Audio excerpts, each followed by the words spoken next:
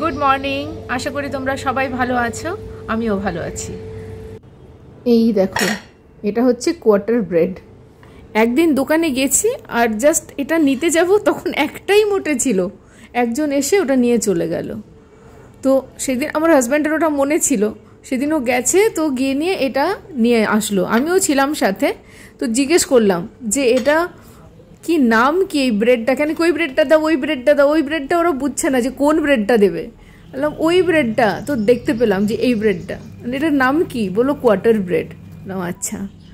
যখন হস্টেলে ছিলাম তখন ডিম পাউরুটি খাও কিংবা টোস্ট খাও, এই পাউরুটিটা দিয়েই খাওয়া হতো। আর সেটার স্বাদ কি বলো, সেটা বাড়িতে চাই যেমন করেই বানাই, ওই স্বাদটা আর পাবো না। ওই সময়টাই তো চলে গেছে না।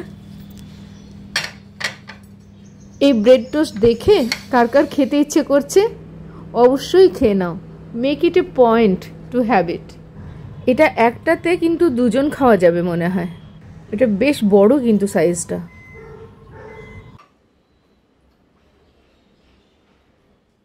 এই ডোরটাও ঠিক হচ্ছে। এটা কি খারাপ হয়ে গেছিলো সেটার ফটো তুলতে ভুলে গেছি। এটার এইটুখানি চেঞ্জ হওয়াতেই এই জায়গাটাতে দাঁড়াতে এখন ভালো লাগে, কেননা এই জায়গাটা অনেক পরিষ্কার থাকে এখন।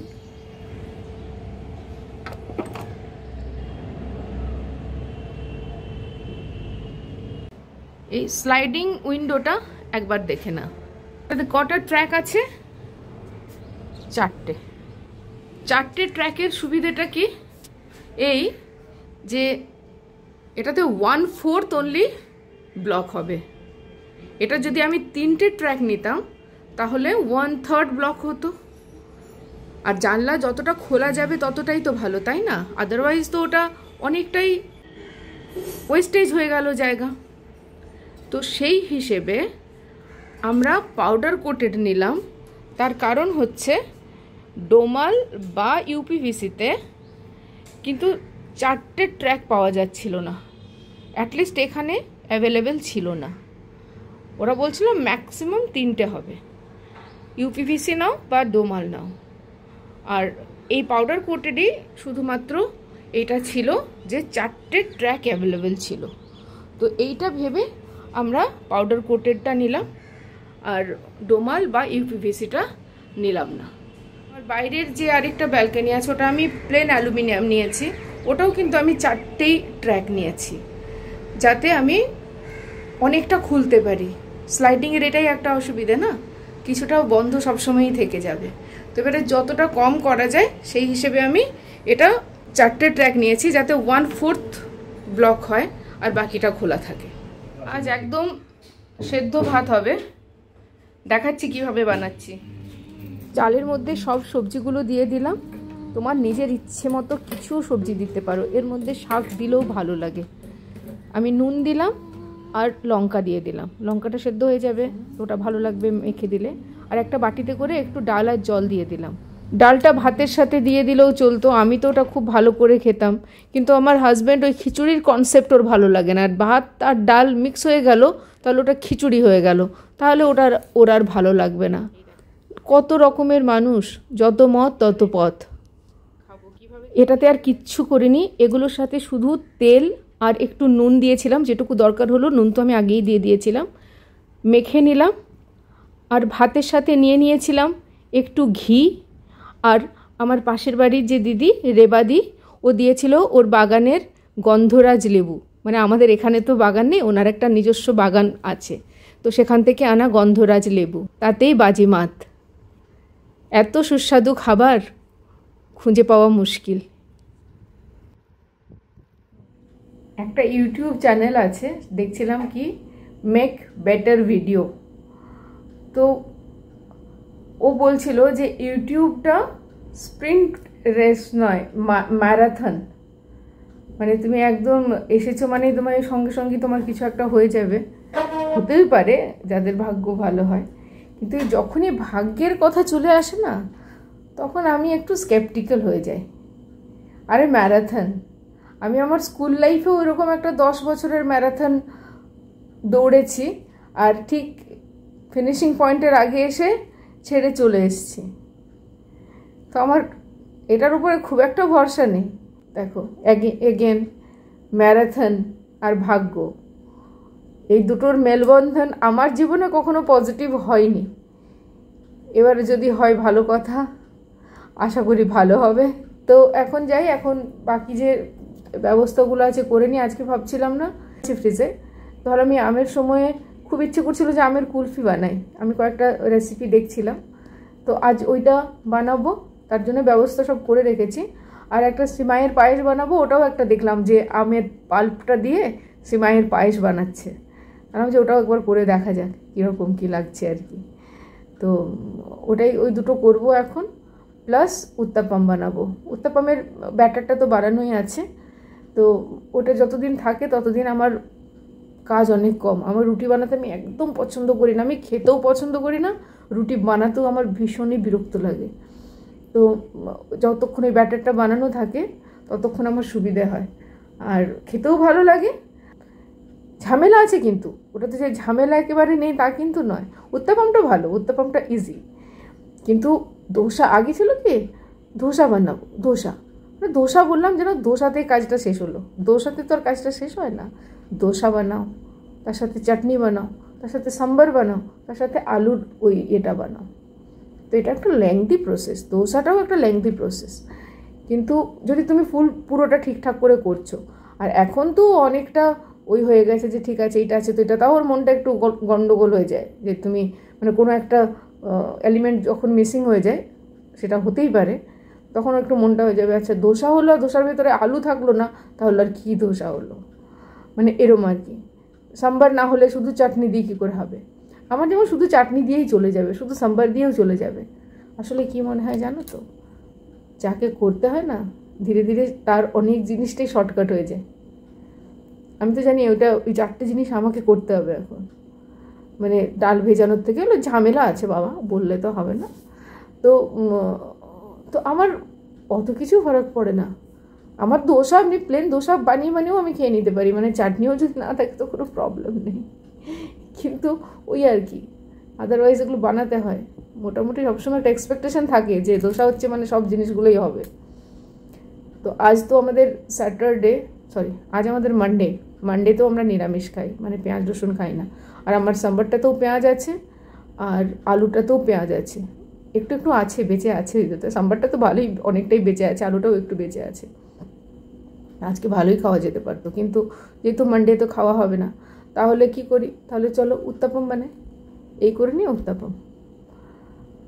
আর তোমরা যদি ভালোবাসো সাউথ ইন্ডিয়ান খেতে, তাহলে এটা ট্রাই করে দেখতে পারো। আমি এটা পুরো একসাথে কম্বাইন করেও একটা রেসিপি দেবো। এখন কি করছে ব্লগিংয়ের চক্করে কি হচ্ছে না, একদিন ভেজানোটা দেখিয়েছি, একদিন বাটাটা দেখিয়েছি, ধোসাটা বানানো দেখিয়েছি, তো কম্বাইন করে নেই পুরোটা। তো আমি কম্বাইন করে একটা ভিডিও বানাবো, সব এদিক ওদিক টুকরো টুকরো হয়ে গেছে, তো দেখবো ওটা একটা কম্বাইন করে বানাবো, যে শুধু ধোসাটা মানে পুরো ভেজানোর থেকে শুরু করে বাকি পুরোটাই বানাবো একটা। তো এই আর কি। আমার আরেকটা চ্যানেল আছে অ্যাকচুয়ালি, আমি কোনো প্রমোশন করছি না, প্রমোশন করে কি হবে, এই চ্যানেল আমার এই ভিডিওই কয়জন বা দেখে।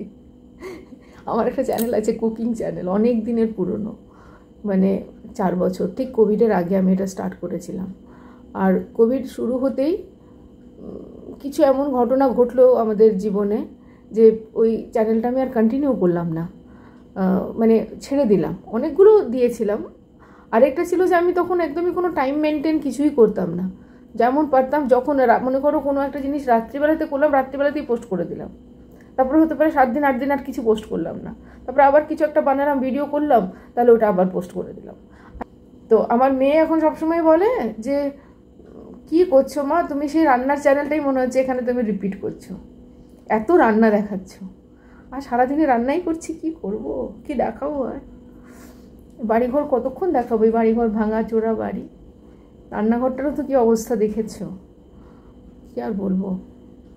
ওই রান্নাঘরে কিছু যে আমি ভিডিও করবো আমি জীবনেও ভাবিনি, কিন্তু ঠিক আছে কাজ হচ্ছে, হবে না হবে, সেই জন্যই তো একটা নাম রেখেছি, এটা চন্দ্রানী ফিলহাল, মানে আমার জীবনে ফিলহাল যেটা চলছে সেটাই ট্রু ব্লগস, এর মধ্যে কোনো ওই নেই, এটাই চলছে জীবনে এখন। তো দেখো রান্নাটা তো করতেই হবে না, না খেলে তো আর চলবে না। তো সেই জন্যে রান্নাটাই দেখাচ্ছি, আর তো কিছু নেই সেরকমভাবে। কোথাও গেলে বাইরে টাইরে গেলে সেটাও দেখাই, বিরাট একটা কোনো ইন্টারেস্টিং জায়গাতে যাইও না। তো ওই আর কি। সেদিন যেমন জগন্নাথ মন্দিরে গেছিলাম, কি ভালো লাগলো মন্দিরে, আর আমি ভালো ভিডিও করলাম, সবই করলাম, কিন্তু কই ওটাতে লোকজন দেখেই নেই। মানুষের কোনো কারণে পৌঁছাচ্ছেই না হয়তো লোকজনের কাছে, বলতে পারবো না। আমার কাজ হচ্ছে বানানো আর ওটাকে পাবলিশ করা। আমি অনেক কিছুরই টেকনিক্যালিটিস বিশেষ খুব একটা জানি না, কিন্তু ওই আর কি, ওই করতে করতে যতটা হচ্ছে ততটা। চলো কাজগুলো শেষ করে নিই। কুলফি রেসিপিটা আজকে আর দেখাবো না, এইটা শর্টকাটে দেখিয়ে দিচ্ছি। সিমাইটা প্লেন, কিচ্ছু না, জাস্ট ড্রাই ফ্রুটসগুলো ঘিয়ের মধ্যে ভাজলাম, সিমাইটাও ঘিয়ের মধ্যে ভাজলাম, দুধ দিয়ে সিমাইটা ফোটালাম, একটু চিনিও দিয়ে দিলাম, এর মধ্যে ড্রাই ফ্রুটসটা দিয়ে দেওয়া হলো, আমটা কলাটা এটার পিউরি বানিয়ে নিলাম। এটা ঠান্ডা যখন হয়ে গেল তখন আমের পিউরিটা এটাতে মিক্স করে এটা ফ্রিজে রেখে দিলাম। উত্তাপামের জন্যে ক্যাপসিকাম, কাঁচা লঙ্কা আর টমেটো কেটে রেখেছি। ধনেপাতাও দেওয়া যেতে পারতো, আমি ভুলে গেছি, ধনেপাতা ছিল বাড়িতে। এই যে ব্যাটারটাতে একটুখানি জল দিয়ে আর নুন দিয়ে এটাকে ঠিকমতো করে গুলে নিলাম। এরপর তাওয়াটা গরম করে অবশ্যই একটা ভেজা কাপড় দিয়ে ওটাকে আগে মুছে নিতে হবে। তারপর এই যে ব্যাটারটা দিয়ে, আর যেহেতু ধোসা বানাচ্ছি না সেজন্য এটা পাতলা করব না, এটার মধ্যেই সবজিগুলো দিয়ে এটা একটু ঢেকে একটু আঁচটা কমিয়ে দেব, ওটা ভালো করে ভেজে নেব।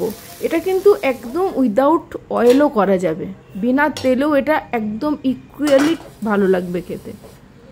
তো এইভাবেই বাকি সমস্ত উত্তাপামগুলো বানিয়ে নিলাম।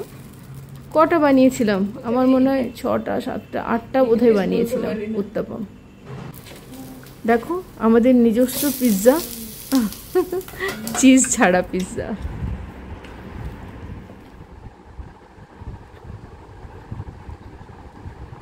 এই পায়েসটা অবশ্যই একবার ট্রাই করে দেখো, বেশ ভালো। তোমাদের দেখাই বিহাইন্ড দ্য সিন। এখন আমি বসে এডিটিং করছি, তো দেখো ফ্যানও অফ আছে, আর এসি এই জন্যে চালাইনি, এটা হলটা তো করতে হবে। এদিকে ব্যালকনির দরজা খোলা, সব বন্ধ করে তারপরে এসিটা চালাতে হবে, সেটাও করতে ইচ্ছে করছিল না। ভাবছিলাম শেষ করে নেব, কিন্তু শেষ তো আর হচ্ছে না। বেডরুমে তো জানলা টানলা কেটে ওটা তো খোলা পড়ে আছে, ওখানে তো এসি কোনো মতেই চালানো যাবে না। তো ব্যাস হয়ে গেল, আর এইটাই একটা জায়গা। তো এইটা হচ্ছে বিটিএস। যদি আমার ব্লগিং তোমাদের ভালো লাগছে তাহলে প্লিজ চ্যানেলটা সাবস্ক্রাইব করো, আমার পাশে থেকো, লাইক করো, কমেন্ট করে বলো যেটা ভালো লাগছে বা যেটা ভালো লাগছে না। লাইক করো, কমেন্ট করো, শেয়ার করো। ভালো থেকো সবাই, আবার দেখা হবে।